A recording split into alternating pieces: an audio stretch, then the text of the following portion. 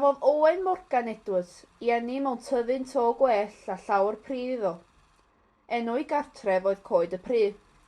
Safai tua milltir o Lanuwchlyn wrth ymyl y Bala. Ffermwr tlawd oedd tad Owen Morgan Edwards. Aeth O.M. Edwards, fel pob plentyn arall y pryd hwnnw, i'r ysgol Sul cyn mynd i'r ysgol ddyddiol. Cymraeg oedd iaith yr ysgol Sul.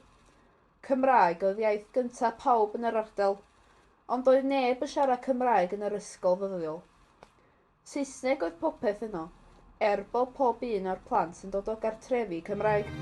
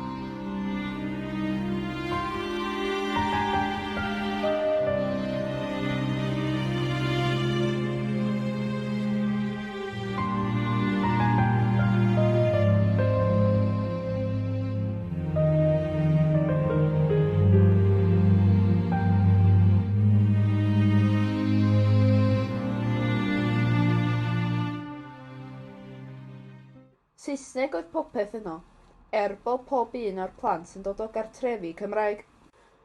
Pe clywyd plentyn yn siarad Cymraeg, roedd ei cortyn am ei wddf a darn o bren ynghlwm wrtho. Roedd y ddwy lythyren W-N oedd ar y pren yn golygu Welsh Not. Rhoddid y pren W-N am wddf y plentyn cyntaf a feiddiau siarad Cymraeg. Petai'r plentyn hwnnw'n clywed un o'r plant eraill yn siarad Cymraeg, dywedai wrth yr athrawes a rhoddid y pren Welsh Not am wddf y plentyn hwnnw. Pwy bynnag a fyddai'n cario'r pren Welsh Not ar ddiwedd y dydd, byddai'n cael y gansen neu'r wialen fedw gan yr athrawes. Ar ddiwedd ei ddiwrnod cyntaf yn yr ysgol, cafodd O.M. Edwards y gansen. Cafodd e'r gansen nifer fawr o weithiau ar ôl hynny. Doedd O.M. Edwards ddim yn cario storïau i'r athrawes fel plant eraill yn siarad Cymraeg. Teimlai O.M. Edwards i fod na rhywbeth o'i le pan fyddai plentyn yn cael ei gosbi am siarad iaith ei fam. Penderfynodd i fod o fynd i wneud rhywbeth i sicrhau bod plant Cymru yn cael siarad eu iaith eu hunan yn eu gwlad eu hunan.